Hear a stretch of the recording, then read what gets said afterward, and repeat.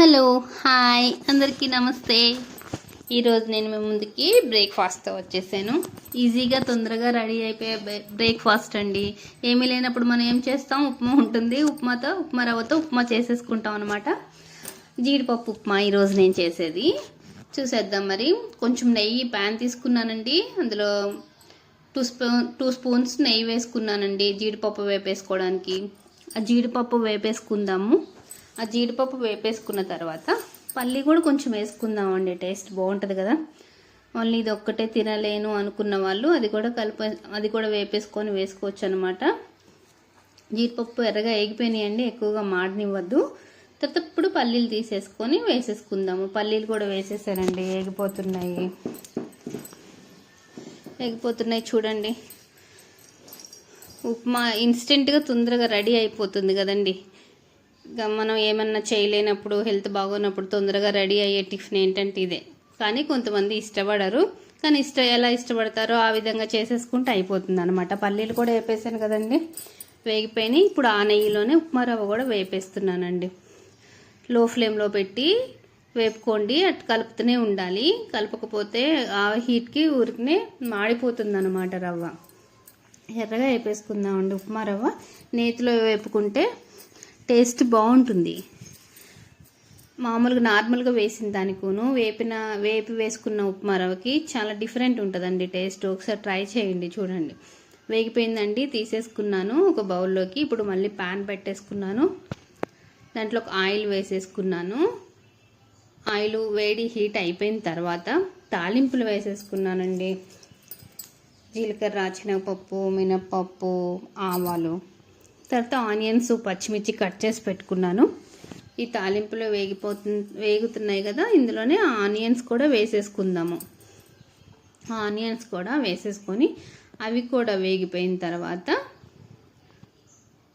కొంచెం అల్లం చిన్నగా తీసుకున్నాను అనమాట. చిన్న ముక్క, ఒక చిన్నది 1/2 ఇంచు, అది కూడా కట్ చేసి పక్కన పెట్టుకున్నాను అనమాట. కరివేపాకు వేసేసుకున్నాను, ఉల్లిపాయలు, పచ్చిమిర్చి వేసేసుకున్నాను. ఏగిపోతుంది, కొంచెం ఏగుతున్నాయి. ఇప్పుడు అల్లం కూడా వేసేసుకోవచ్చు. కొద్దిగా వేగగానే బాగా చిన్నగా కట్ చేసుకున్నానండి. అల్లాన్ని సన్నగా వేగిపోతాయి. పంటి కింద పడినా సరే ఏమి ఇబ్బంది అనిపించదు అనమాట. బాగా చిన్నగా కట్ చేసుకుంటే పిల్లలు కూడా ఇబ్బందిగా ఫీల్ అవ్వరు తినేటప్పుడు. కాబట్టి చాలా చిన్నగా కట్ చేసుకున్నాను. లేకపోతే తురిమేసి కూడా వేసేసుకోవచ్చు అండి, ఇంకా అదైతే నో ప్రాబ్లం. చక్కగా అందులో ఇంకా కలిసిపోతుంది అనమాట. ఉల్లిపాయ కూడా వేగిపోయినాయండి. కొంచెం ఒక చిన్న టమాటా తీసుకున్నాను, కట్ చేసేసుకొని చిన్నగా అది కూడా వేసేసుకున్నానండి. టమాటా కూడా మగ్గిపోయిన తర్వాత, ఉల్లిపాయ వేగిపోయినాయి కదా, ఈ టమాటా కూడా కొంచెం మగ్గిపోయి సాఫ్ట్గా వచ్చేసిన తర్వాత వాటర్ పోసేసుకుందామండి. వాటర్ వచ్చేసి ఒక గ్లాస్ నేను ఉప్మా రవ్వ తీసుకున్నానండి, దానికి 3 గ్లాసెస్ వాటర్ పోస్తున్నాను అనమాట. బాగా రవ్వలాగా పొడి ఆడాలనుకుంటే గ్లాస్కి 1.5 గ్లాసున్నర వేసుకోండి. నార్మల్గా ఉండాలి అనుకుంటే గ్లాస్కి 3 గ్లాసులు వేసుకోవచ్చు. ఇంకా మీకు లూజ్గా కావాలనుకుంటే 4 గ్లాసెస్ కూడా వేసుకోవచ్చు అండి, అది మన ఇష్టం. 3 గ్లాసెస్ అయితే నార్మల్గా ఉంటుంది.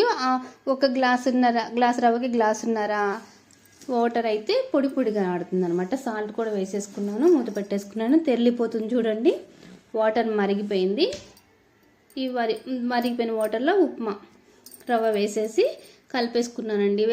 కలుపుకుంటే ఉండల్లా చుట్టదు అనమాట. మంచిగా ఈవెన్గా మొత్తం అంతా కూడా మంచిగా అయిపోతుంది. చూడండి, రెడీ అయిపోయింది ఉప్మా రవ్వ. లో ఫ్లేమ్లో సిమ్లో స్లోగా పెట్టేసుకోండి, అయిపోయింది. దీనిపైన మనం ఇప్పుడు కొంచెం కొత్తిమీర గార్నిష్ చేసేసుకొని, వేపిన జీడిపప్పు, పల్లీలు ఉన్నాయి కదండి, అవి కూడా వేసేసుకుందాం. అయిపోయిందండి జీడిపప్పు ఉప్మా. ఇన్స్టెంట్గా 5 మినిట్స్లో రెడీ అయిపోతుంది. ఓకే అండి, okay. Thank you so much. Please like, share and subscribe. Today my recipe జీడిపప్పు ఉప్మా.